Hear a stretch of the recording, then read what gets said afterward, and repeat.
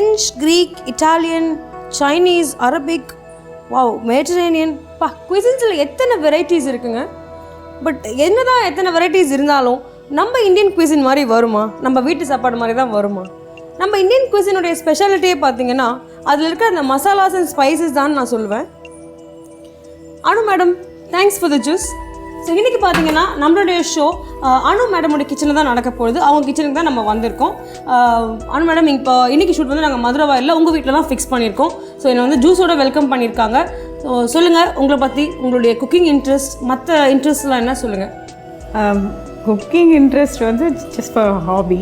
நான் பண்ணுறது வந்து சலூன் அண்ட் ஸ்பா, சில்ப்ரி salon and spa, chain of salon பண்ணிகிட்ருக்கோம். எனக்கான குக்கிங் நல்லா டேஸ்டியாக ஃபுட் இருந்ததுன்னா சாப்பிட பிடிக்கும். நல்லாவே சாப்பிடுவேன் இன்ட்ரெஸ்டிங்காக.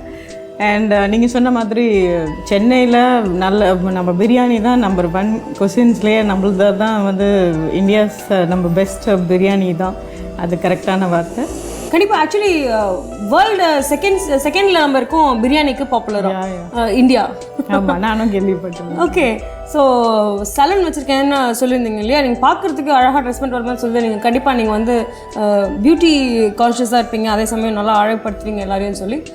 சமைக்கிறத விட சாப்பிட்றதுல இன்ட்ரெஸ்ட்னு சொல்லியிருக்காங்க. நம்மளுக்கும் இந்த மாதிரி ஆளுங்க தான் ரொம்ப பிடிக்கும். ஸோ எப்படி மேடம் உங்களுக்கு அந்த சலூன் வைக்கணுன்ற ஐடியா வந்துச்சு? இல்லை உங்களுக்கு ஃபஸ்ட்லேருந்து இந்த இன்ட்ரெஸ்ட் இருந்ததா? எனக்கு பியூட்டியில் ரொம்ப கான்ஷியஸ். அப்பத்துலேருந்தே எனக்கு வந்து சலூன் பண்ணணும்னு ஆசை இருந்துச்சு. பேசிக்காக நாங்கள் வந்து 15 இயர்ஸ் பிஃபோர் அப்போல்லாம் வந்து பியூட்டி பார்லர் தான். பியூட்டி பார்லர்ன்றது லேடிஸ்க்கு மட்டும்தான். ஜென்ஸ்க்கெல்லாம் வந்து பார்லர் சலூன்ன்றது வந்து அவ்வளோ கண்டிப்பாக ஜஸ்ட் ஃபார் ஹேர் கட் அந்த மாதிரி போவாங்க. இப்போ ரீசெண்டாக பார்த்தீங்கன்னா மென்ஸ் தான் ரொம்பவுமே பியூட்டி கான்ஷியஸோடு இருக்கிறாங்க. பியூட்டி கான்ஷியஸ் மட்டும் இல்லை, அவங்க தான் வந்து அவங்களுக்கு ஸ்டைலிங் பண்ணுறது ரொம்ப கஷ்டமாயிட்டே வருது இப்போ கொஞ்ச நாள் இல்லையா? ஆமாம், அவங்களுடைய ஹேர் ஸ்டைல் எல்லாமே எல்லாருமே இப்போ வந்து லேடிஸ் என்ன தான் ஹேர் கட் பண்ணி சேஞ்ச் ஆஃப் ஸ்டைலில் காட்டணுன்னாலும் மென்ஸ்க்கு வந்து இப்போல்லாம் சேஞ்ச் ஆஃப் ஸ்டைல் பண்ணுறது ரொம்ப அழகாக இருக்குது. அவங்க ஒரு ஹேர் கட்டை சிம்பிளாக மாற்றினாலே அவங்களோட ஓவர் லுக்கு சேஞ்ச் ஆகிடுது. கண்டிப்பாக மேடம். இப்போ 6 மாதத்துக்கு மேலே ஒரு ட்ரெண்டே இருக்கிறது இல்லை, அடுத்த 6 மாதத்துக்கு வேற ஒரு ட்ரெண்ட் வந்துடுது. Very nice. ஸோ உங்களுக்கு ஒரு ரொம்ப இன்ட்ரெஸ்டிங்காக இருக்கும் இல்லையா? ரொம்ப சேலஞ்சிங்கான ஒரு ஃபீல் வந்து லைக். Okay, very nice. எல்லாரையுமே அழகு படுத்தி பார்க்குறதே ஒரு த்ரில்லிங்கான விஷயம். கண்டிப்பாக உண்மையான விஷயம் தான் இல்லை அது. நிச்சயமாக நம்ம ஒரு செல்ஃப் கான்ஃபிடென்ஸ் கொடுக்குற ஒரு ஃபீல்னு தான் நான் சொல்லுவேன். எந்த அளவுக்கு நம்ம வந்து ஒருத்தவங்களை அழகுப்படுத்தி அனுப்புறோமோ அந்த அளவுக்கு அவங்களுக்கு செல்ஃப் கான்ஃபிடென்ஸும் ஜாஸ்தி ஆகுது. ஸோ நீங்கள் ப்ரைடல்லாம் கூட பண்ணுவீங்களா? ஷியோர். நாங்கள் ப்ரைடலில் வந்து வி ஆர் ஸ்பெஷலிஸ்ட். பார்த்தீங்கன்னா ப்ரைடு எல்லாருக்குமே ப்ரைடல் மேக்கப் பண்ணால் என்ன மாதிரி இருக்கும் அவங்களோட மேக்கப்னா சில பேர் ரொம்ப ராங் கான்செப்ட் வச்சுருக்காங்க. அப்பா அப்படின்ற மாதிரி மேக்கப் பண்ணாமல் என்ன அழகு இருக்கோ அவங்களுக்கு ஏற்ற மாதிரி அந்த அழகை வந்து எஸ்டாப்ளிஷ் பண்ணி காட்டுறது தான் நம்மளோட இதுவாக நினைக்கிறோம். அந்த மாதிரி ஸோ அந்த ஃபீச்சர்ஸை வந்து எது அழகான ஃபீச்சரோ அதை வந்து இன்னும் அழகாக்கி காட்டுவேன்னு சொல்கிறீங்க. Okay, very nice. ஸோ ரொம்ப ரொம்ப இன்ட்ரெஸ்டிங்காக இருக்குல்ல கேட்கவே. இப்போ வந்து நீங்கள் சொன்ன மாதிரி 15 இயர்ஸ்க்கு முன்னாடி இருந்த ட்ரெண்ட் வந்து வேறு மேக்கப்னு சொல்லும்போது, இதில் ஒரு பார்லர் சொல்லும்போது இப்போ இருக்க சலூன் ட்ரெண்ட்ஸ் எல்லாம் மாறிக்கிட்டே வருது. அண்ட் மேக்கப் பண்ணுறது ஃபஸ்ட்டெல்லாம் வந்து நல்லது இல்லை ஸ்கின்னுக்குன்னு சொல்லுவாங்க. பட் இப்போ வந்து மேக்கப்னு சொல்கிறாங்க இல்லை டெய்லி மேக்கப் போடுங்க, அப்போ தான் உங்களுக்கு டஸ்ட் படியாது, நல்ல காஸ்மெட்டிக்ஸ் யூஸ் பண்ணுங்கன்னு சொல்கிறாங்க இல்லையா? ஸோ நீங்கள் சலூன் வச்சுருக்கேன்னு சொல்கிறீங்க. எப்படி வந்து உங்களுடைய வீக்கெண்ட் டைம்ஸை வந்து நீங்கள் ஃபேமிலிக்கு மேட்ச் பண்ணிக்கிறீங்க? ஸோ எப்படி சமைக்கிறதுக்குலாம் உங்களுக்கு டைம் கிடைக்குமா? சலூன்னாலே நாங்கள் வீக்கெண்ட்ஸில் தான் ரொம்ப பிஸியாக இருக்கிறோம். கண்டிப்பாக அந்த மாதிரி டைமில் ஈவினிங்ஸ் டைமில் ஏதாச்சும் தேவைப்படுச்சுன்னா எனி ஸ்பெஷல் ஐட்டம்ஸ் வேணால் நம்ம பண்ணி காட்டிக்கிறது. அந்த மாதிரி இன்றைக்கி வந்து எனக்கு ரொம்ப ஆசைப்பட்டது என்னென்னா பேபிகார்ன் மஞ்சூரியன் பண்ணி காட்டலான்னு. ஓகே, ஸோ இன்றைக்கி வந்து நம்ம ஷோவில் நீங்கள் பேபிகார்ன் மஞ்சூரியன் பண்ண போகிறீங்களா? Okay, super. ஸோ இவ்வளோ பிஸியான ஷெட்யூல் இருக்கும்போது கூட you like to cook, you like to இன்னோவேட்னு நினைக்கிறேன். பிகாஸ் என்னுடைய ஸ்பெஷல் எனக்கு ரொம்ப பிடிச்ச மஞ்சூரியன்னு சொன்னீங்க. ஸோ அதை நானும் டேஸ்ட் பண்ணுறதுக்கு ரெடி ஆகிட்டே இருக்கேன். ஸோ இன்றைக்கி வந்து நம்ம அனு மேடமுடைய வீட்டில் அவங்க கூட பேசிகிட்டு இருக்கோம்.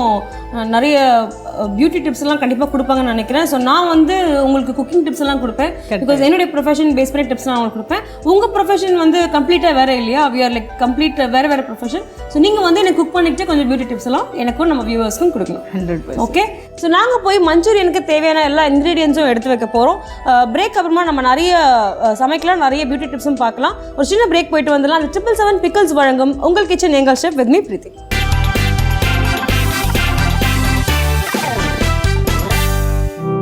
Welcome back. இது 777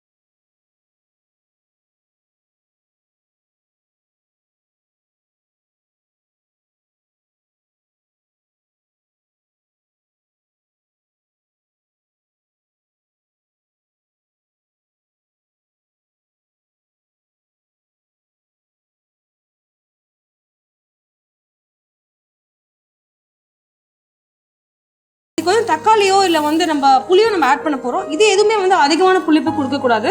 ஸோ கொஞ்சம் கம்மியாகவே நம்ம ஆட் பண்ணிக்கணும். பிகாஸ் நம்ம மாங்காய் ஆட் பண்ண போகிறதுனால எல்லாமே நம்ம கரெக்டான குவான்டிட்டி போட்டோம்னா அதிகமாக புளிக்க ஆரம்பிச்சிடும். ஸோ தக்காளி லேசாக வதங்கட்டும். கூட இந்த அன்னியன்ஸ் இந்த வெங்காயமும் வந்து நல்லா வதங்கி வருது. இப்போவே தேங்காய் எண்ணெயோட ஸ்மெல்லும் நல்ல தேங்காய் எண்ணெய், கறி லீஃப், வெந்தயம் எல்லாமே வந்து ஒரு நல்ல காம்பினேஷன். கூட நம்ம வந்து இன்னைக்கு வெங்காயம் யூஸ் பண்ணாமல் சின்ன வெங்காயம் ஷாலட்ஸ் யூஸ் பண்ணியிருக்கோம். இந்த ஸ்மால் ஆனியன்ஸ், அதாவது இந்த ஸ்மால் ஆனியன்ஸ் வந்து ரொம்ப ஹெல்தின்னு சொல்கிறாங்க. நம்ம ரெகுலர் ஆனியன் யூஸ் பண்ணுறதை விட இது யூஸ் பண்ணலாம். அஃப்கோர்ஸ் டேஸ்ட்டும் வந்து இது நல்லாவே இம்ப்ரூவ்டு டேஸ்ட் இருக்கும். ஸோ தக்காளி லேசாக வதங்கி வந்த உடனே நம்மளுடைய மசாலாஸ்லாம் நம்ம ஆட் பண்ண ஆரம்பிச்சிடலாம். மசாலாஸ் ஆட் பண்ணுறதுக்கு முன்னாடி நான் கொஞ்சம் க்ரீன் சில்லி வந்து ஸ்லிட் பண்ணி வச்சுருக்கேன். பார்த்தீங்கன்னா பச்சை மிளகா ஃபுல்லாக கட் பண்ணாமையோ இல்லை சாப் பண்ணாமல் நான் லைட்டாக ஸ்லிட் பண்ணி வச்சுருக்கேன். ஓகே. சில பேர் வந்து இந்த காம்பை எடுத்துகிட்டு போடுவாங்க. நான் வந்து இந்த ட்ரெடிஷ்னலாக டவுன் சவுத்தில் எப்படி பண்ணுவாங்களோ அதே மாதிரி பண்ணாதான் காம்பை எடுக்காமல் சும்மா ஸ்லிட் மட்டும் பண்ணி வச்சுருக்கேன். ஸோ இதையும் நம்ம ஆட் பண்ணிக்கலாம். ஸோ நான் ஒரு 5 பச்சை மிளகா ஆட் பண்ணியிருக்கேன். அதுக்கப்புறமா தான் நம்ம மசாலா ஆட் பண்ணுறதால உங்களுக்கு ரொம்ப காரமாக இருக்காது. இல்லை, இது மீன் குழம்புன்றதுனால அந்த எண்ணெய், காரம், புளிப்பு இது எல்லாமே கொஞ்சம் தூக்கலாக இருந்தால் நல்லாயிருக்கும்னு நான் ஃபீல் பண்ணுறேன்.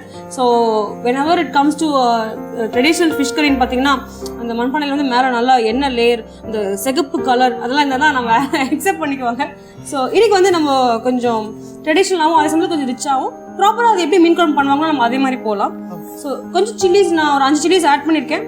இது வந்து அந்த மாங்காவுடைய புளிப்பு போடும்பொழுது அது கொஞ்சம் பேலன்ஸ் ஆயிரும். ஃப்ளேவரும் ரொம்ப நல்லாயிருக்கும். அந்த பச்சை மிளகா மாங்காவோட ஃப்ளேவர் வந்து நல்லாயிருக்கும். ஸோ அடுத்து நம்ம மசாலாஸ்லாம் ஆட் பண்ணிடலாம். சில்லி பவுடர் நான் ஏற்கனவே சொன்ன மாதிரி கொஞ்சம் காரமாக இந்த மீன் குழம்பு வச்சா நல்லாயிருக்கும்னு நான் ஃபீல் பண்ணுறேன். ஸோ சில்லி பவுடர் ஆட் பண்ணிக்கலாம். அதுக்கப்புறம் கொஞ்சமாக டர்மரிக், மஞ்சத்தூள். நம்ம ஏற்கனவே ஃபிஷ் வந்து மஞ்சத்தூள் ஆட் பண்ணி தான் நம்ம வாஷ் பண்ணியிருக்கோம். அதோட கொஞ்சமாக கொரியாண்டர் பவுடர் ஆட் பண்ணுறேன். ஸோ பார்த்தீங்கன்னா கிட்டத்தட்ட equal portion of coriander powder and chilli powder நான் ஆட் பண்ணியிருக்கேன். ஸோ இந்த மசாலாஸ் எல்லாம் வந்து நம்ம இந்த கோகனட் ஆயிலில் நல்லா ஃப்ரை பண்ணிடலாம் பச்சை வாசனை போகிற வரைக்கும். ஆனால் நார்மலாக வந்து புளிக்கரைசலோட சேர்த்து நீங்கள் கரைச்சும் நீங்கள் போடலாம். தக்காளி, அதுக்கப்புறமா புளி, அதோட வந்து இந்த மசாலாஸ் எல்லாத்தையும் கரைச்சி அப்படியே ஊற்றிடுவாங்க இல்லையா? நீங்க வந்து அதை ஃப்ரை பண்ணும்போது என்ன டிஃபரெண்ட் இருக்கும் இதுக்கும் அந்த மாதிரி நீங்க கரைச்சல்ல பண்ணும்போதும் இதுக்கும்? இது வந்து கொஞ்சம் இன்னும் கொஞ்சம் குயிக்காக குக் ஆகிடும். அது நம்ம கரைச்சி வச்சு பண்ணும்போது அந்த பச்சை வாசனை எல்லாம் அதோட குக் ஆகி அதோடைய ப்ராசஸே வந்து அதனால தான் கொஞ்சம் நேரம் அது அப்படியே. அப்போல்லாம் வந்து இந்த கறி அப்புறமா உட்டன் அடுப்பு தானே அந்த கட்டை வச்சு தானே சமைப்பாங்க. ஸோ அதோடைய அனல் வந்து ரொம்ப நேரம் இருக்கும். ஸோ எல்லாம் முடிச்சதுக்கு அப்புறமா இந்த மாதிரி மீன் குழம்பு பண்ணிட்டு வச்சுட்டாங்கன்னா அது மேலே அது ஸ்லோவாக குக் ஆகிட்டே இருக்கும். எந்த ஒரு கறியுமே சரி இல்லை எந்த ஒரு ஸ்டியூ நம்ம பண்ணாலுமே அது ரொம்ப நேரம் ஸ்டியூ ஆகும்போது அந்த ஃப்ளேவர்ஸ் எல்லாம் அந்த எந்த மெயின் இன்கிரியன்ட்டோ மீனோ கறியோ அதுல வந்து போகும் இல்லையா? ஸோ இன்னைக்கு வந்து குயிக்காக நம்ம பண்ணிட்டு இருக்கோம். இப்போ இருக்கிற நாட்களில் வந்து எவ்வளோ சீக்கிரமாக பண்ண முடியுமோ அதுதான் வந்து அந்த மாதிரி ரெசிபிஸாக நம்ம பார்த்துட்டு இருக்கோம் ஒவ்வொரு வாரமும். ஸோ இந்த மீன் குழம்பு வந்து கொஞ்சம் குயிக்காகன்றதுக்காக நான் எல்லாத்தையும் இதில் போட்டு பச்சை வாசனை உடனே போயிடும்ன்றதுனால. பட் நீங்கள் உங்களுக்கு டைம் இருக்குன்னா புளிக்கரைச்சல் ஊற்றிட்டு அதுக்கப்புறம் மசாலாஸ் போட்டுக்கலாம். ஸோ லேசாக வதங்கின உடனே நம்ம இதில் புளிக்கரைச்சல் ஆட் பண்ணிடலாம். ஸோ நம்ம நெக்ஸ்ட் வந்து புளிக்கரைச்சல் ஆட் பண்ணுறோம். நம்ம புளிங்க நல்லா ஊற வச்சுருக்காங்க. ஸோ ஃப்ரிட்ஜில் நான் அதை எடுத்துட்டேன்.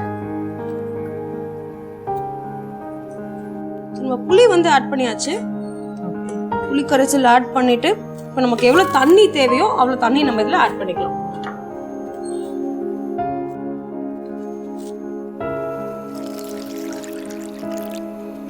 இப்போ நம்ம புளி கரைசல் வந்து ஆட் பண்ணியாச்சு மீன் குழம்புல. இதுக்கப்புறம் நமக்கு தேவையான அளவுக்கு தண்ணியும் ஆட் பண்ணியாச்சு. இதில் வந்து நான் சால்ட் ஆட் பண்ணிட்டு இதை வந்து நம்ம கொதிக்க வைக்கணும். நல்லா அந்த பாயில் வந்த உடனே நம்ம ஃபிஷ்ஷை போட்டு ஒரு 2 மினிட்ஸ் வச்சுட்டு இறக்கிடலாம். ஸோ நம்ம தேவையான அளவுக்கு சால்ட் ஆட் பண்ணிடலாம்.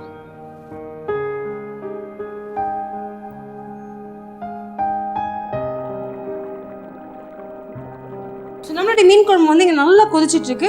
ஸோ இந்த ஸ்டேஜில் வந்து நம்ம இந்த மாங்காவும் மீனும் வந்து ஆட் பண்ண போகிறோம். ஸோ நல்லா வாஷ் பண்ணி க்ளீன் பண்ணி வச்சுருக்கோம் இந்த நெத்திலி மீன். நெத்திலி மீன் தலையை எடுத்துட்டு போடக்கூடாது, தலையோட. சில பேருக்கு தலை எடுத்துகிட்டு போட்டால் பிடிக்கும். இன்றைக்கி வந்து நம்ம ஆக்சுவலி இந்த ஃப்ரை பண்ணுறதுக்கோ இல்லை குழம்பு வைக்கிறதுக்கோ வந்து இந்த நெத்திலி மீன் ஃப்ரை பண்ணுறதுக்கு முக்கியமாக அந்த ஹெட்டோட போட்டாக்கா ரொம்ப கிறிஸ்பியாக நல்லாயிருக்கும். எனக்கு வந்து மீன் குழம்புல அந்த ஹெட் அண்ட் டேல் இருந்தால் ஃப்ளேவர் நல்லாயிருக்கும் அப்படின்னு எப்பவுமே எனக்கு தோணும். ஸோ பாதி வந்து உங்களுக்காக நான் ஹெட் ஆஃப் பண்ணியிருக்கேன். மீதி வந்து எனக்காக நான் அப்படியே ஹெட்டோட வச்சுருக்கேன்.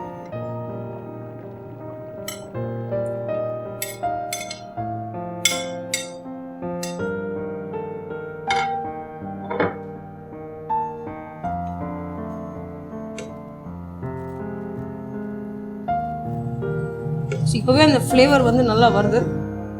இந்த தேங்காய் எண்ணெய் நம்ம ஆட் பண்ணியிருக்கிறதுனால அதோட வந்து நம்ம கட் பண்ணி வச்சிருக்க ரா மேங்கோ பச்சை மாங்காவையும் போட்டுக்கலாம்.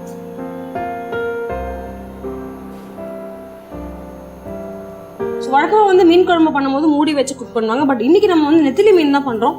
ஸோ ரொம்ப சீக்கிரமாக குக் ஆயிருன்றதுனால நான் அப்படியே வச்சிருக்கேன். திரும்பி இன்னொரு கொதி வந்தோடனே நம்ம இதை வந்து கொத்தமல்லி போட்டுட்டு இறக்கிடலாம்.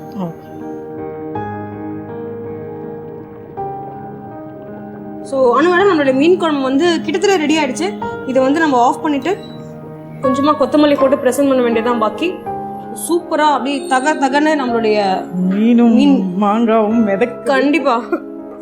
ஸோ மீன் குழம்புக்கு தேவையான எல்லா குவாலிட்டிஸும் இந்த மீன் குழம்புல இருக்குன்னு நினைக்கிறேன். ஸோ கொஞ்சோண்டு கொரியாண்டர் மட்டும் சாப் பண்ணி மேலே போட்டுடலாம்.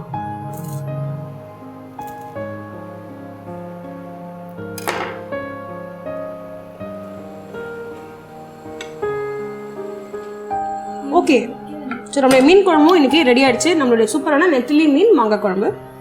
ஓகே, இப்போ நீங்கள் எனக்கு காரசாரமாக ஒரு மீன் குழம்பு வச்சு கொடுத்துட்டீங்க. அடுத்தது ஒரு ஸ்வீட் எனக்காக நீங்கள் பண்ணி. ஓகே, கண்டிப்பாக ஒரு ஸ்வீட் பண்ணலன்னா ஆக்சுவலி மீலும் கம்ப்ளீட் ஆகாது, நம்மளுடைய ஷோவும் கம்ப்ளீட் ஆகாதுன்னு நினைக்கிறேன். ஸோ இன்னைக்கு வந்து நம்ம ஃபைனலாக ஒரு டெசர்ட் பண்ணிட்டு அதுக்கப்புறமா இன்னைக்கு நம்ம பண்ணிருக்க 4 டிஷ்ஷையும் எப்படி பிளேட் பண்ணலாம், எப்படி சிம்பிளாக ஈஸியாக குயிக் அண்ட் ஈஸியாக பட் அதே சமயம் கொஞ்சம் அட்ராக்டிவாக பிளேட் பண்ணலாம்னு பார்க்க போகிறோம். இதெல்லாம் பார்க்கறதுக்கு முன்னாடி ஒரு சின்ன பிரேக் போயிட்டு வந்துருங்க. இது 777 பிக்கல்ஸ் வழங்கும் உங்கள் கிச்சன் எங்கள் chef with me Preethi.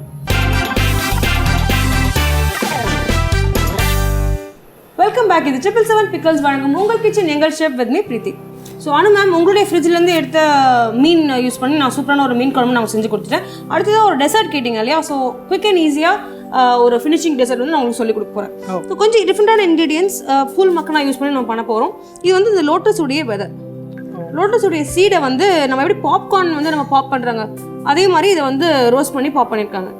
So texture பார்த்தீங்கன்னா கிட்டத்தட்ட பாப்கார்ன் டெக்ஸ்சர் மாதிரியே இருக்கும். ஸோ இதை யூஸ் பண்ணி தான் நம்ம இன்றைக்கி இந்த கீர் பண்ண போகிறோம். ஸோ இந்த பூல் மக்கனாக்கு வந்து நான் இங்கே ஒரு பேன் வச்சுருக்கேன். இதை வந்து நம்ம போட்டு நல்லா ரோஸ்ட் பண்ண போகிறோம்.